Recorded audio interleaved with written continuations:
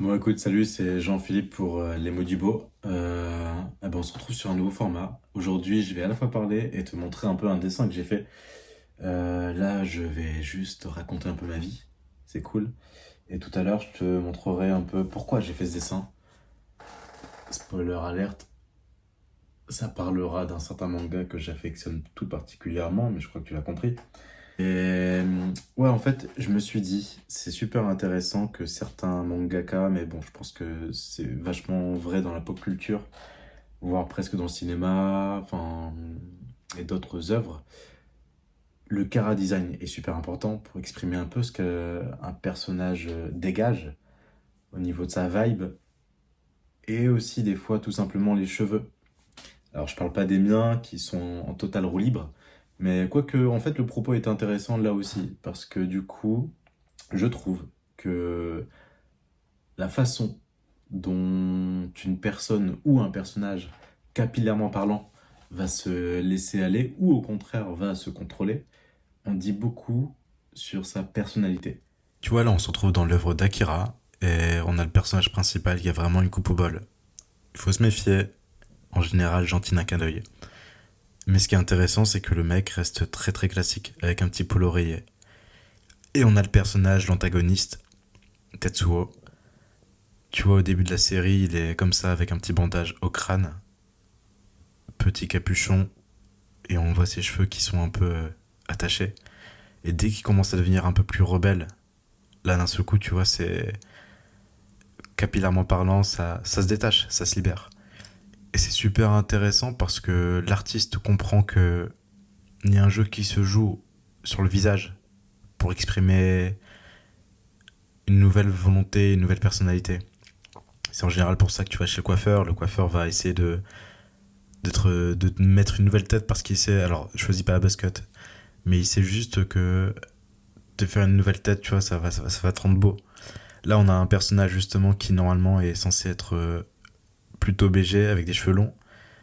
Et tu vois, il est à la fin, il est livré à lui-même, il devient une sorte de bête sauvage. Et d'un seul coup, on dirait une sorte de pouilleux avec des cheveux qui sont totalement décharnés, un peu comme des éclairs.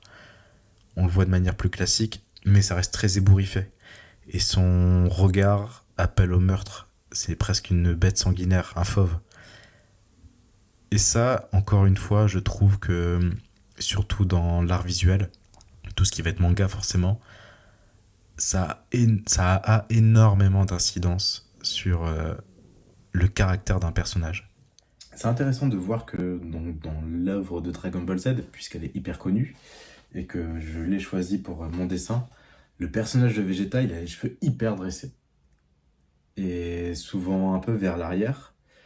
Moi, j'y vois quelque part une sorte de volonté de puissance, si on reprend du coup les propos de Nietzsche. Il y a des personnages totalement différents dans DBZ, et je vais pas commencer à faire le détail. Mais si on regarde Son Goku, il a des cheveux aussi tout en épi, mais c'est assez harmonieux au niveau de son visage. Ça prend toute sa tête. Si je remontre là encore une fois, voilà, c'est une sorte de d'épi, mais ça prend un peu le rond de sa tête. Et il y a un petit côté aussi un peu plus formel, là, juste sur cette partie-là. Là, il n'y a pas de cheveux qui part. Je pense qu'il y a vraiment une volonté derrière ce design-là, de montrer qu'il y a de la folie dans le personnage. Mais il y a aussi une partie, quelque part, un peu plus convenue, quelque chose de raisonnable. Mais ce qui est intéressant, c'est qu'il y a un côté très viscéral et très animal, en fait, derrière l'expression des cheveux. Pourtant, c'est juste de la kératine qui pousse sur notre crâne. Et on pourrait presque croire, d'une certaine manière, que c'est mort, au final. Que tu tires tes cheveux, que tu les arraches ou pas. Certes, oui, ils ont besoin d'éclat, donc ça vit d'une certaine manière. Mais c'est presque quelque chose de mort. Et pourtant, c'est quelque chose qui dégage une extrême vitalité. Donc, moi, j'aime ce paradoxe-là et ce qui est montré à travers les animes pour pouvoir exprimer cette vitalité. Et Vegeta en est un très très bon exemple. Et mon propos, il est plus large que celui-ci parce qu'à la limite, son personnage, il est très intéressant, mais je pense que ça ne touchera pas grand monde. Dans la vie, effectivement, On s'habille tous d'une certaine manière, on est tous un peu dans une certaine conformité. Et lorsque l'on sort des codes et qu'on nous fait des remarques pour ça peut être des tatouages, ça peut être une coupe de cheveux, ça peut être un style vestimentaire qui dénote, eh bien je pense que lorsque cela nous arrive, ça dégage quelque part quelque chose en nous qui nous raccroche à une entité plus profonde. Et c'est presque indicible, c'est quelque chose qui est de l'ordre du ressenti. Les gens vont le ressentir. Toi-même, lorsque t'en fais partie, tu sais que tu fais quelque chose de différent. Et pourtant, tu as peut-être du mal à l'assumer, ou alors au contraire, tu l'assumes. Mais je pense qu'on a du mal à incorporer le fait que si tu fais ces changements-là, ou si tu arrives à capter ces changements-là, ou ces différences-là chez une personne, c'est qu'il y a profondément chez elle une personnalité, et une personnalité qui exprime complètement une pensée, qu'elle soit consciente ou inconsciente. Et je pense que c'est ça au final quand on dit t'as pas de personnalité, ou je trouve que celle-ci elle dégage quelque chose, ou que cette personne-là, j'adore son style, c'est que il y a une différence qui s'exprime. Il y a une individualité qui ne se cache pas au monde. Il y a une individualité qui ose se poser là et se dire j'existe. Ça veut pas dire qu'elle est là contre les autres individualités qui se ressemblent, mais elle est là comme une sorte de cheveu dans la soupe pour montrer que tout n'est pas parfait et qu'au contraire, l'imperfection rend le monde plus beau, plus juste. C'est le conformisme qui, quelque part, ferait que tout serait égal et qu'il n'y aurait du coup plus du tout de mouvement.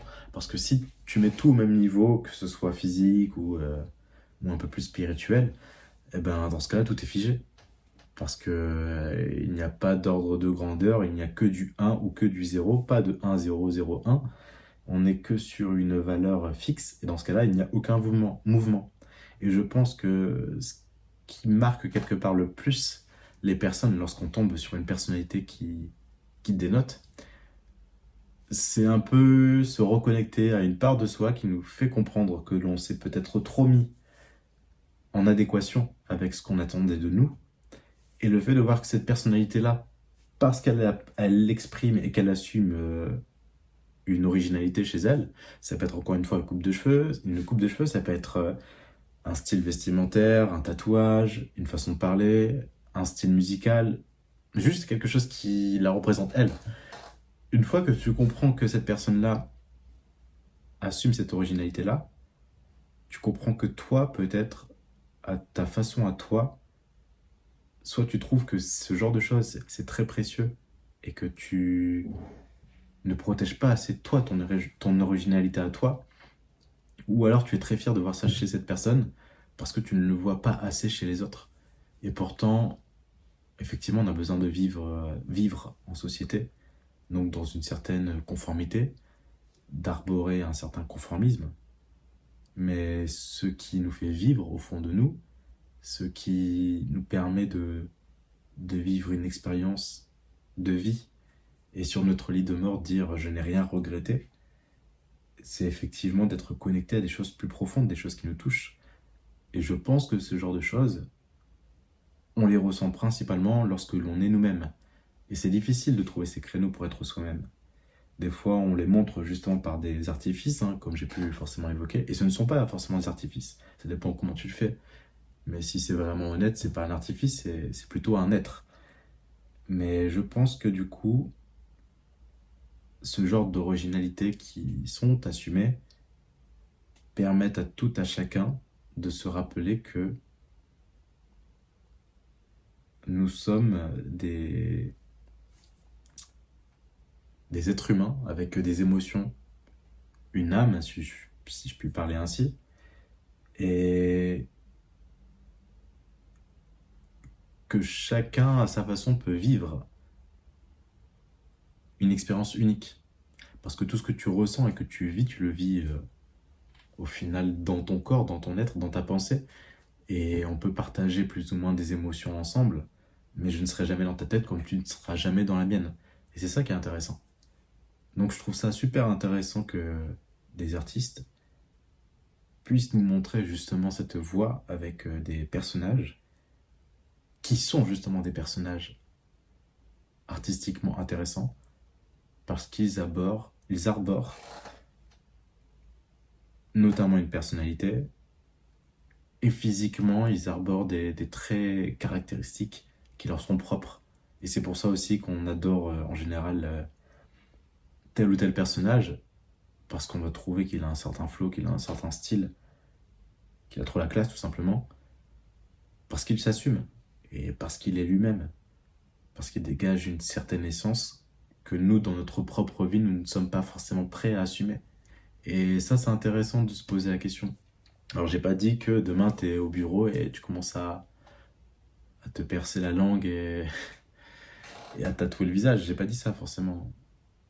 Mais j'ai juste dit que c'est important de savoir mettre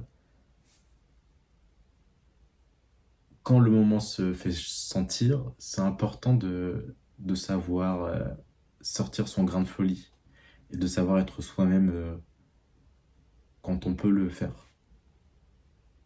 Et en vrai, ça fait vachement du bien, donc autant se lâcher. Voilà. Et donc, ce que j'ai envie de dire, c'est oui, je pense qu'on a très bien incorporé que dans une société, on est censé en fait ne pas trop déranger son voisin. Parfait, super. Maintenant, je pense qu'en respectant les règles élémentaires de base, il serait peut-être temps pour chacun, et je ne parle pas des gens qui ont déjà incorporé cette idée-là et qui le montrent et qui l'arborent fièrement. Souvent, c'est une minorité et elle est très voyante.